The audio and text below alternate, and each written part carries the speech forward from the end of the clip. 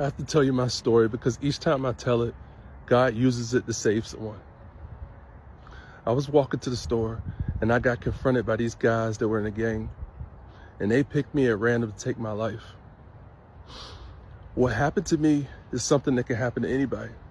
I wasn't doing anything wrong. All I was doing was just walking to the store. They came at me from the opposite side of the street and walked up on me, and one of them stepped forward and said, "What are you doing out here?" At that point, I wasn't even scared. I had no idea what was going to happen. I said nothing. I'm just chilling. And before I could say anything else, he pulled out a .45 caliber and shot me at point blank range. I fell down and hit the ground so hard that it almost knocked me out. As I was lying on the ground, I saw the same guy who shot me stand on top of me, and he raised it up and he pointed it at me and said, "Peace out, homie." He shot me 7 more times. There was an angel that showed up right in front of me. It appeared in an instant, and it had his arms crossed like this. And while I was getting shot, it was like every bullet that was going into me passed through the angel first. You know, you go through life wondering what your last moments would be like. And at 18 years old, I thought that that was my last moment, and I thought it was over for me. I knew I was still alive because I could hear them laughing. They were joking about how they just smoked me. They were clapping and yelling and celebrating. I could hear them picking up shell casings near me. I wanted to move. I wanted to get up. I wanted to see if I was okay. I wanted to open my eyes. I wanted to scream. But I didn't do any of that because I knew they were still standing there. I heard a car pull up and I heard them jump into the car. And then it just got quiet. I opened my eyes and I sat up. I took my first deep breath and I was like, "Oh God, oh God." I looked down at my chest. It was hard to believe what I was seeing. A lot of it I can't even say on this video. I tried to yell for help, but my voice was halfway gone. I tried to stand up. I couldn't feel my legs. I was in the middle of the street when I got shot, so I was literally trying to get out of the street so I wouldn't get hit by cars. I know you would think someone would have stopped, but they didn't. I tried over and over to get someone to stop. I kept trying to yell and wave one of my arms, but people just kept going. I dragged myself out of the street. I grabbed my cell phone and I called 911. Even though it was hard for me to speak, I told them where I was. When the police got there, they asked me what my name was. They asked me how old I was. They got on their radios and started setting up crime scene tape around me. I tried not to look down at my chest and just keep looking up. Each moment that went by, it was getting harder and harder to breathe.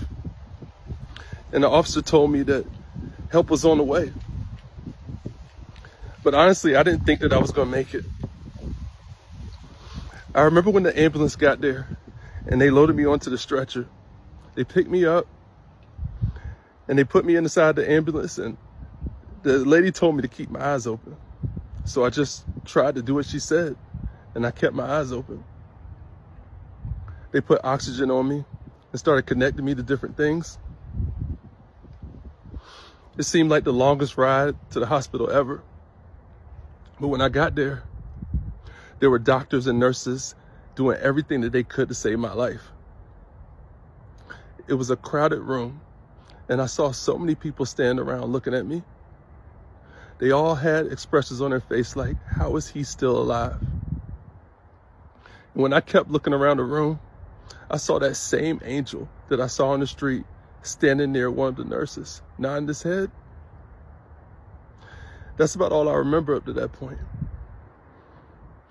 The next thing I remember was I heard beeping sounds. I opened my eyes and saw a nurse standing next to me. I had so many things hooked up to me.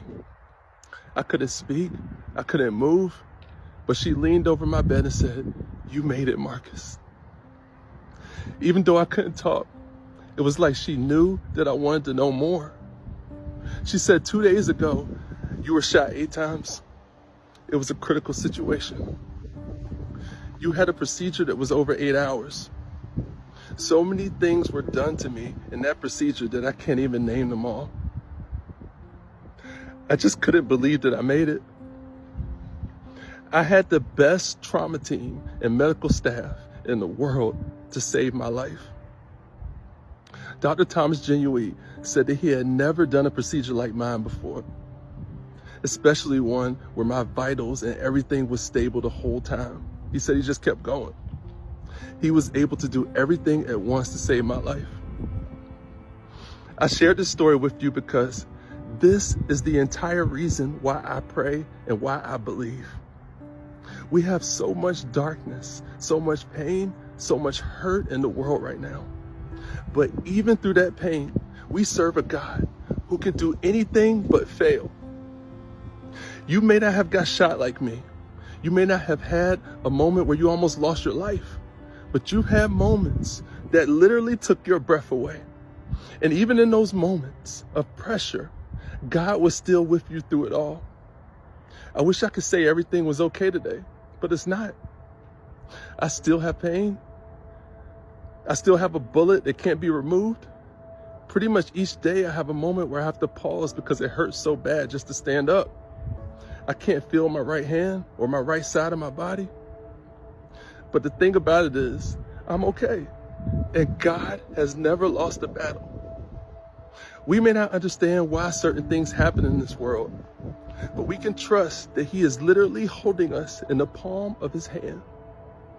You, the one who is watching this, you are a miracle.